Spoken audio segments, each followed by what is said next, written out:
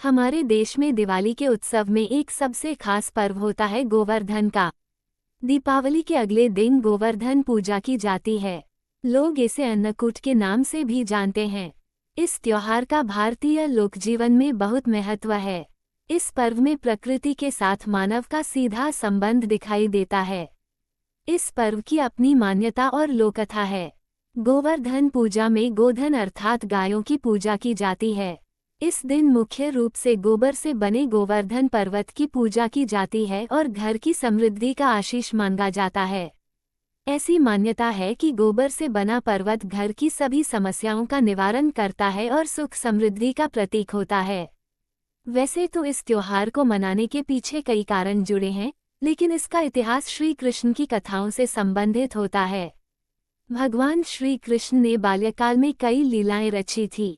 कई असुरों का वध किया था और कई बार वृंदावन वासियों की रक्षा की थी। पर एक बार उन्होंने वृंदावन की रक्षा एक असुर या राक्षस से नहीं बल्कि देवराज इंद्र से भी की थी। उस समय उन्होंने गोवर्धन पर्वत को अपने छोटी उंगली पर उठाया था। परंतु क्या आप सबने सोचा है कि भगवान श्री कृष्ण ने अपनी छोटी उंगली में ही गोवर्धन को धारण क्यों किया? गोवर्धन पूजन के त्योहार का आरंभ द्वापर युग से माना जाता है, क्योंकि कथा के अनुसार भगवान कृष्ण ने इंद्रदेव का अहंकार दूर करना था। भगवान इंद्र सभी देवताओं में सबसे उच्च हैं और साथ ही उन्हें स्वर्ग का राजा कहा जाता है। कथा के मुताबिक भगवान इंद्र को अपनी शक्तियों और पद पर घमंड हो गया था, जिसे चकनाचूर करने के लिए भगवान श्री कृष्ण ने एक लीला रची। गोवर्धन पर्वत को गिरिराज पर्वत भी कहा जाता है। गोवर्धन पूजा की पौराणिक कथा के अनुसार द्वापर युग में एक बार देवराज इंद्र को अपने ऊपर अभिमान हो गया था। इंद्र का अभिमान चूर करने के लिए भगवान श्री कृष्ण ने एक अद्भुत लीला रची। श्री कृष्ण ने देखा कि एक दिन सभी ब्रजवासी उत्तम पकवान बना रहे थे और किसी पूजा की तैयारी में व्यस्त थे। इसे देखते हुए भगवान कृष्ण जी ने माता यशोदा से पूछा कि यह किस बात की तैयारी हो रही है।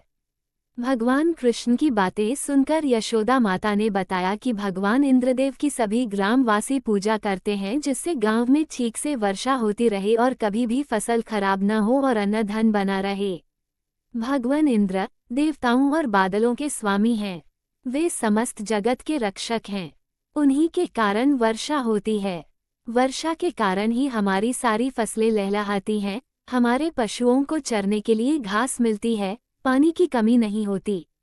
इंद्र के आदेश से ही बादल एकत्रित होते हैं और वर्षा करते हैं। उस समय लोग इंद्र देव को प्रसन्न करने के लिए अन्नकूट चढ़ाते थे। यशोदा मैया ने कृष्ण जी को ये भी बताया कि इंद्र देव की कृपा से ही अन्न की पैदावार होती है और उनसे गायों को चारा मिलता है। इस बात पर भगवान श्री कृष्ण ने कहा कि फिर इंद्र देव की जगह गोवर्धन पर्वत की पूजा होनी चाहिए, क्योंकि गायों को चारा वहीं से मिलता है। इंद्रदेव तो कभी प्रसन्न नहीं होते हैं और न ही दर्शन देते हैं। इस बात पर ब्रज के लोग इंद्रदेव की जगह गोवर्धन पर्वत की पूजा करने लगे। ये देखकर इंद्रदेव क्रोधित हुए और उन्होंने मूसलाधार वर्षा शुरू कर दी। इंद्रदेव ने इतनी वर्षा की कि उससे ब्रजवासियों को फसल के साथ काफी नुकसान हो गया।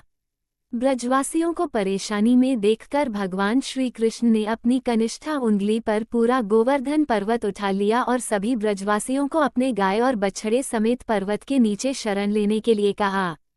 इस बात पर इंद्र कृष्ण की यह लीला देखकर और क्रोधित हो गए और उन्होंने वर्षा की गति को और ज्यादा तीव्र कर दिया। तब भगवान श्री कृष्ण ने सुदर्शन चक्र को आदेश दिया, वह पर्वत के ऊपर जाकर वर्षा की गति को नियंत्रित करे और शेष नाग को कहा वो पानी को पर्वत के पास आने से रुके।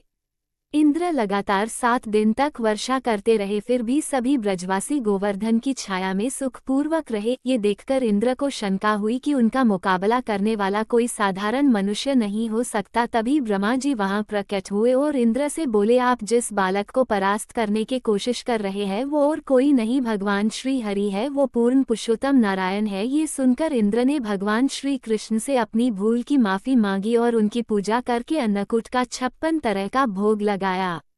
तभी से गोवर्धन पर्वत पूजा की जाने लगी और श्री कृष्ण को प्रसाद में 56 भोग चढ़ाया जाने लगा। मान्यता है कि इस दिन गोवर्धन पर्वत और गायों की पूजा करने से भगवान कृष्ण प्रसन्न होते हैं। इसलिए लोग खाद्य पदार्थ का प्रयोग कर घर पर ही गोवर्धन पर्वत, गाय, बैल, पेड़ की आकृति बनाते हैं और उन्हें भगवान श्री कृष्ण का अवतार मानकर उनकी पूजा करते हैं। इस दिन गाय, बैल, भैंस जैसे पशुओं को स्नान कराकर फूलमाला, धूप, चंदन आदि से उनका पूजन किया जाता है। गोबर से गोवर्धन पर्वत बनाकर जल, मौली, रोली, चावल, फूल, दही और तेल का दीपक जलाकर पूजा करते हैं और परिक्रमा करते हैं। ऐसी मान्यता है कि श्री कृष्ण को गायों से अत्यंत प्रेम था और वो गायों तथा बछड़ों की सेवा किया करते थे। ये भी माना जाता है कि गाय का गोबर अत्यंत पवित्र होता है, इसलिए इसी से गोवर्धन पर्वत बनाना और इसका पूजन करना फलदायी माना जाता है। इस दिन गोबर से गोवर्धन पर्वत की आकृति बनाई जाती है और इसके चारों कोनों में करवा की सीखें लगाई जाती हैं। इसके भीतर कई अन्य आकृतियां भी बनाई जाती हैं और इसकी पूजा की जाती है। गोवर्धन के दिन गाय की पूजा का महत्व। ऐसा माना जाता है कि इस दिन जो भी गोवर्धन की इस कथा का पाठ करता है और श्रद्धा पूर्वक गाय के गोबर से बने पर्वत की पूजा करता है, उसकी सभी मनोकामनाओं की पूर्ति होती।